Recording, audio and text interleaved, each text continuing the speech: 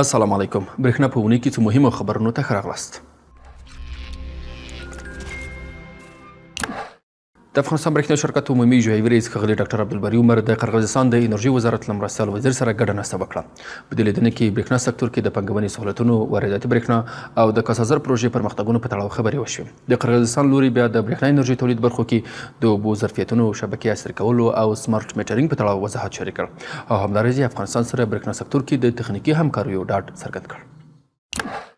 د افغانستان برېښنا شرکت د ژمي لپاره د چمتووالي په لړ کې له ارغندې سب سټیشن څخه تر میدان وردګو او بیا تر غزني ولایت پورې د 220 کیلو ولټ لوړ ولتاژ برېښنا لیږد مزو پراخ اصلاحات تر 200 نمبر پای پورې بشپړ کړي. په دغو چارو کې د مزو انسلیټرونو او اړوند تخنیکي تجهیزاتو نوي کول شامل دي چې موخه یې د ژمي پر مهال د احتمالي تخنیکي ستونزو مخنیوی او د برېښنا لیږد ډاډمنتیا ده.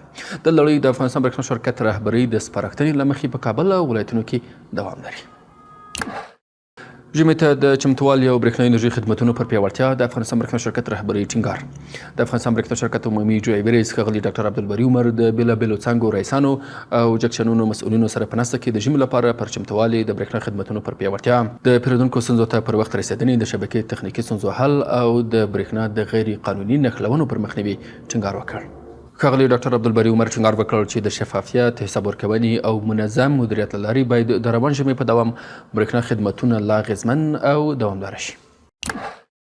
د تېرې اونۍ په پرتله د برېښنا ویش کې د پام وړ ښه والی راغلی. د افغانستان برېښنا شرکت د عملیاتي ریاست رئیس او ورسره مل تخنیکي ټیم د انرژي د کنټرول عمومي مرکز او د ترخیلو 115 میګاواټه حرارتي برېښنا تولید دستګاه څخه د لیدنې پر مهال د برېښنا د ویش بهیر ارزونه کړې.